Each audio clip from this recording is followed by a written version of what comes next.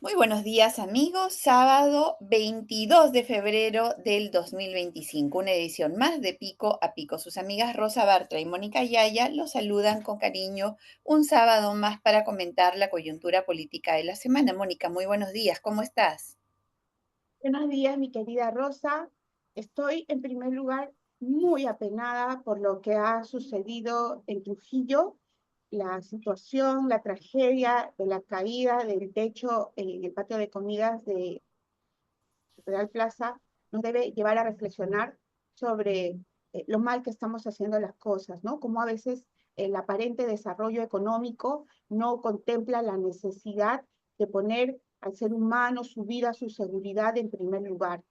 Falta realizar investigaciones, pero yo creo que no sería una sorpresa que aquí haya existido negligencia en la selección, por ejemplo, de los profesionales, tal vez de menor costo para elaborar ese techo y negligencia también en la utilización de los materiales adecuados. Yo estoy muy apenada, Rosa, discúlpame que me haya tomado creo que tanto tiempo para saludar, y al mismo tiempo quisiera enviar un saludo fraterno a todos mis compañeros apristas de Perú y del mundo y agradecerles porque gracias al trabajo de los apristas, de todas las generaciones, de apristas que ya están en el cielo, de apristas que están en avanzada edad, de apristas que lucharon contra el terrorismo, de apristas que han sacrificado incluso la economía de su familia, el tiempo que querían tal vez dedicar a su familia para servir a los demás peruanos de manera honesta. Para esos apristas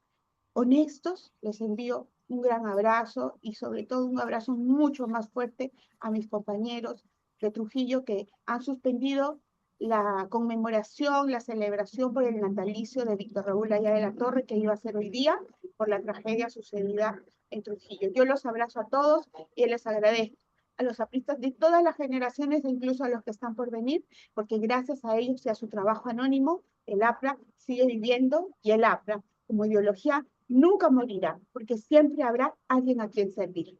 Muchas gracias, Rosa, por este minuto. Feliz día de la fraternidad, Mónica, feliz día de la fraternidad a todos los apristas a lo largo y ancho de todo el mundo, porque hay apristas en todo el mundo. Mónica, tú empezaste con el tema que tenemos que lamentar todos el día de hoy. Hay 3 víctimas mortales y por lo menos 73 heridos, muchos de ellos en condición grave, por el colapso del techo del Centro Comercial Real Plaza en Trujillo.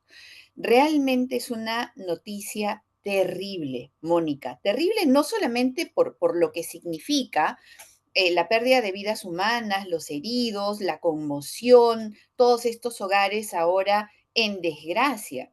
Es terrible por lo que significa. Este centro comercial había sido clausurado precisamente porque tenía problemas estructurales, habían sido detectados, no estamos hablando de algo que ocurrió de la noche a la mañana o que no era previsible. De hecho, este centro comercial, aún con la clausura, que no se tiene claro todavía cuáles habían sido las áreas clausuradas y cuáles eran las que podían seguir operando, reabrió en enero del 2025, o sea, hace apenas unas cuantas semanas. Y luego de esto, la noche de ayer, el techo colapsó. No es posible, Mónica, y acá nosotras que siempre hablamos de los temas de corrupción, que esta inspección no se haya hecho de la forma correcta o se haya permitido que opere con defectos estructurales. Mónica, esta es la segunda desgracia en menos de 15 días. El colapso del puente y ahora el colapso del techo de un centro comercial, que no son hechos ni atribuibles a la naturaleza, ni atribuibles a nada fortuito. Son temas que tienen que ver con incumplimientos y con la desidia, si no complicidad, de las autoridades que tienen que fiscalizar esto. ¿Qué es lo que pasó? Mónica, el gobierno municipal como el gobierno regional de La Libertad tienen mucho que responder en este caso. Ya la Fiscalía ha iniciado acciones imaginamos que también los entes estatales también deben haber iniciado acciones. La reacción ha sido óptima, rápida. Sin embargo, pues no hay la maquinaria para responder frente a este tipo de eventos. No se ha tenido la maquinaria que permita levantar los escombros del techo y hay personas que aún permanecen atrapadas al momento de grabar este programa, aún permanecen atrapadas debajo de los escombros. No es posible, Mónica. Este tipo de eventos, este tipo de desgracias en las cuales la participación de las autoridades tiene directa relación, no es posible aceptarla. Muchas veces se nos ha criticado por la forma tan pasional en la que abordamos temas relacionados con la corrupción. Y tiene que ser así, porque si no nos damos cuenta de que ahí está la madre de todas las desgracias, nunca vamos a resolver los problemas de fondo de nuestro país. Y acá, Mónica, yo quiero hacer un paréntesis porque sí me llama la atención, por ejemplo, la posición de la presidenta del Tribunal Constitucional cuando habla de delitos graves y delitos que no son graves. Y de hecho, salvo que me equivoque, es mi apreciación, ella no considera graves los delitos de corrupción. Diferencia los delitos de sangre, los delitos sangrientos con los delitos de corrupción, considerándolos a estos últimos menos graves o no tan graves. Y me preocupa porque si tenemos los problemas de violencia, de sangre, de desastres esperables como los que hemos tenido en el puente de Chancay o en el centro comercial Real Plaza de Trujillo, es precisamente porque la autoridad o no cumplió su trabajo, fue sobornada. Entonces, sí hay un grave problema detrás de la corrupción que no puede ser de ninguna manera disminuido en su importancia, disminuido en su gravedad, disminuido en su abordaje o en la dureza con la cual se le debe enfrentar.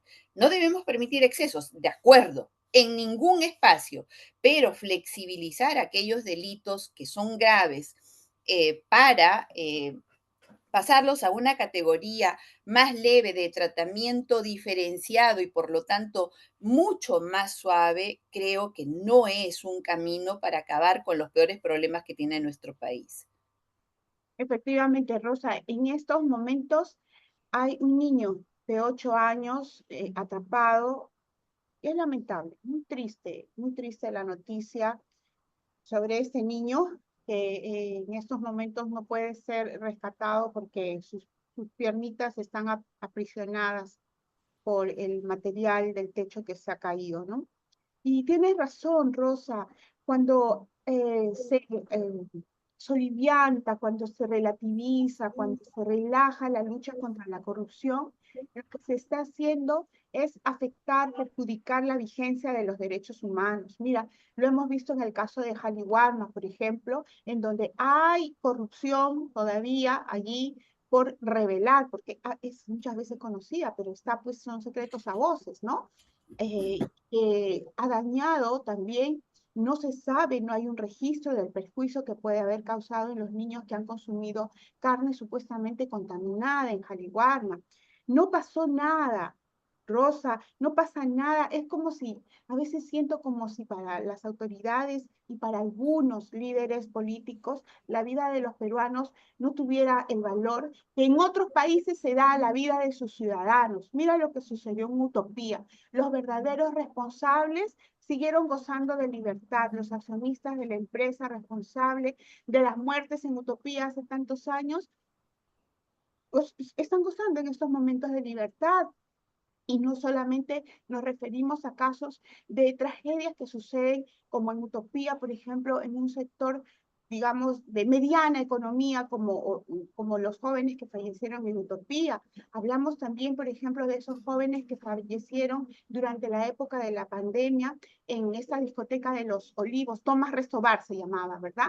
Entonces, Así es. allí tampoco hubo responsables porque seguramente la corrupción cumplió con su papel, hizo su papel de que al final el responsable siga caminando libre por las calles y quien paga algunas penas es la parte más débil de la soga. Y es por eso que siguen sucediendo tragedias como la del puente.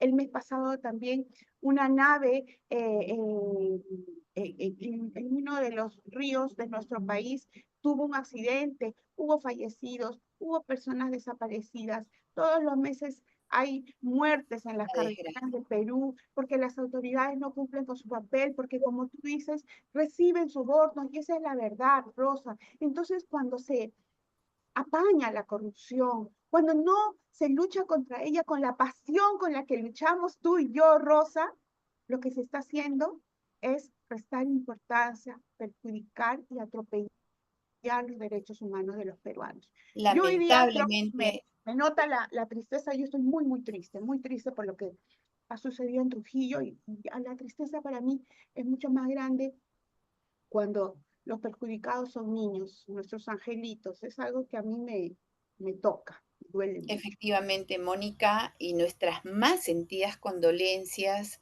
a quienes han perdido a sus seres queridos en esta desgracia. Voy a regresar rápidamente a lo que acabas de mencionar, Mónica, y ahí sí no estoy de acuerdo. No es que no haya pasado nada en el tema de Jaliwarma, claro que ha pasado.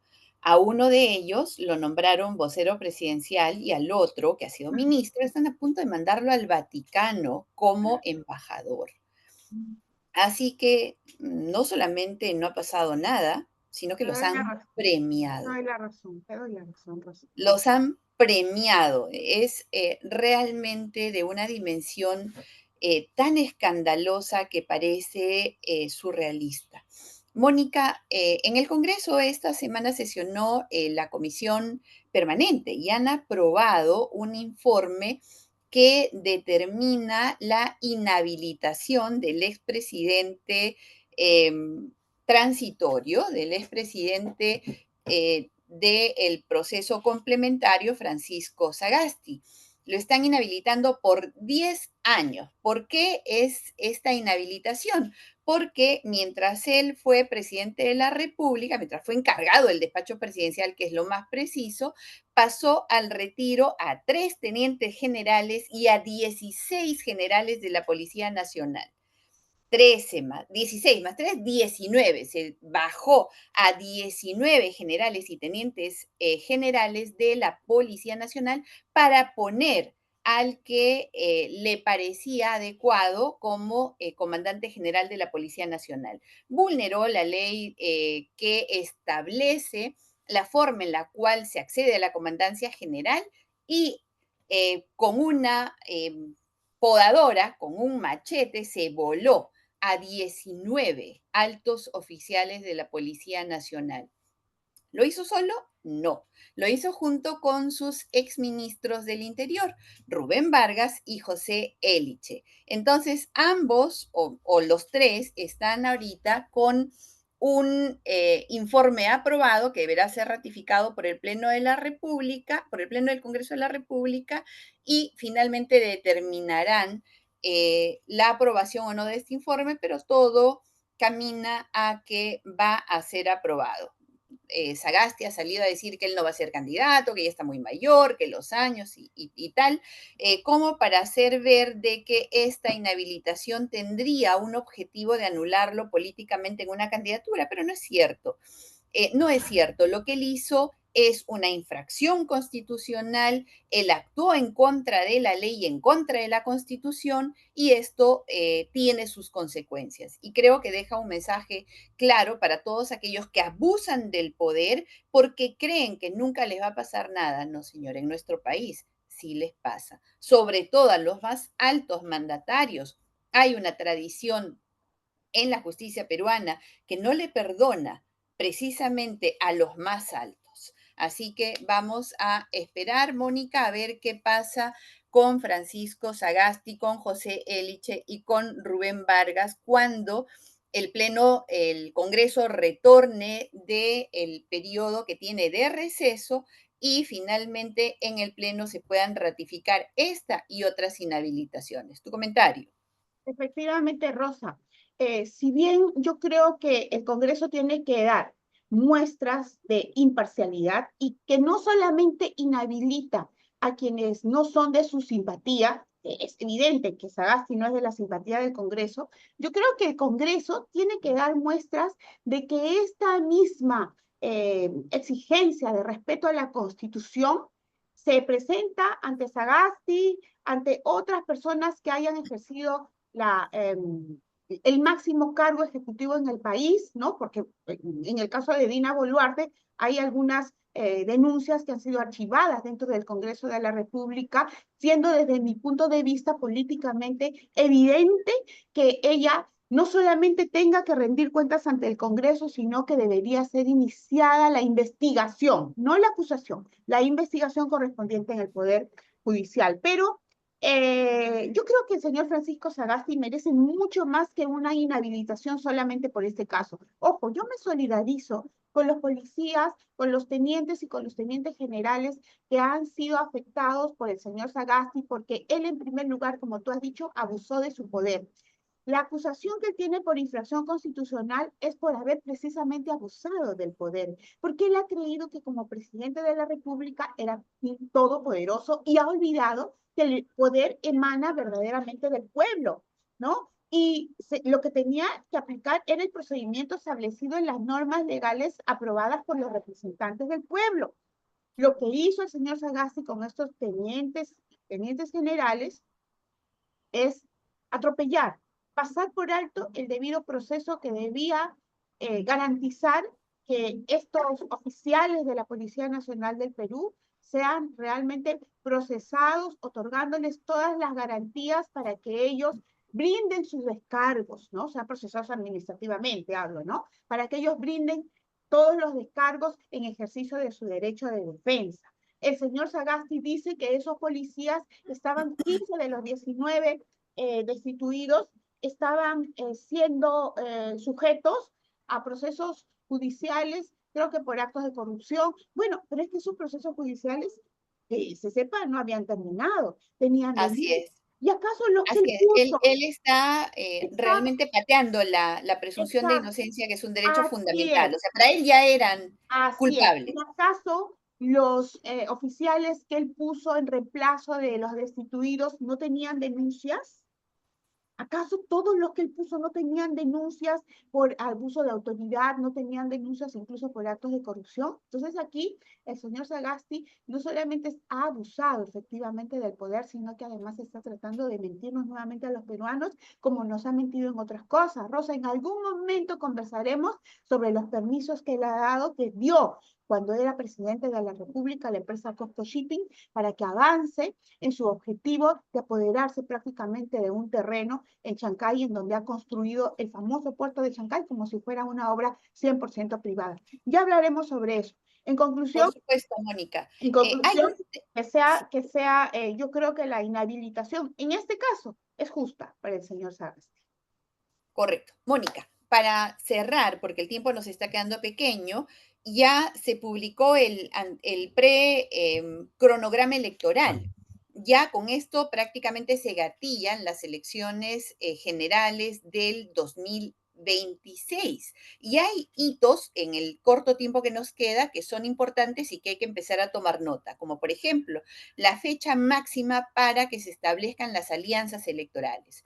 Si uno o más partidos de los probablemente 50 que lleguen a estar en carrera se unen, 3, 4, 5, 2, 10, 20 partidos, la fecha máxima para que eso ocurra es el 12 de mayo. Atentos con eso porque seguramente las alianzas van a dar mucho que hablar en este proceso electoral.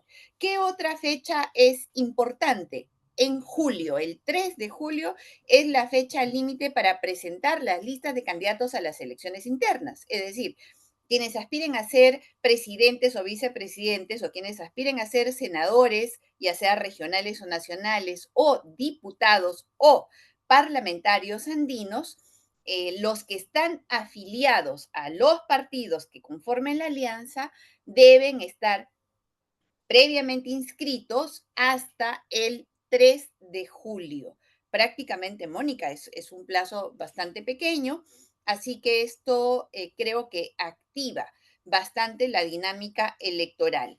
Después de esto se tendrá la fecha límite para la elección interna, ¿no? Las elecciones primarias, así denominadas, que son el 18 de noviembre, y finalmente tenemos para el 23 de diciembre la fecha límite para la presentación de fórmulas de candidatos. Es decir, hasta el 23 de diciembre se completarán tanto los que ganaron en las elecciones primarias de sus respectivos partidos políticos como los que van como invitados en una lista, ya sea de diputados, senadores regionales, senadores nacionales o Parlamento andino. Recordemos que hasta el momento en la plancha presidencial solamente pueden participar afiliados. No sabemos si esto se modifica. Hay un proyecto de ley presentado recientemente que habilitaría la presentación de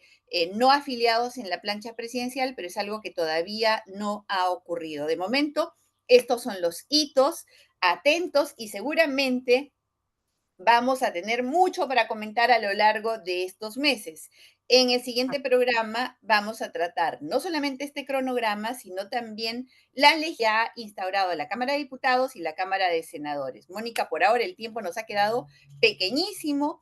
Hemos Mejores candidatos. Yo creo que cuando el pueblo se refiere a rostros nuevos, se refiere a un refresh, ¿no? Un cambio de ubicaciones, sobre todo que no haya cúpulas en los partidos y que permitan realmente la democracia interna que va a dar lugar a la democracia para dar legitimidad a las próximas elecciones. Rosa, te mando un abrazo. Siempre para mí es un gusto verte y conversar contigo y verte sonriente. Les deseo un lindo fin de semana Gracias, para todos. Mónica. Buen fin de semana y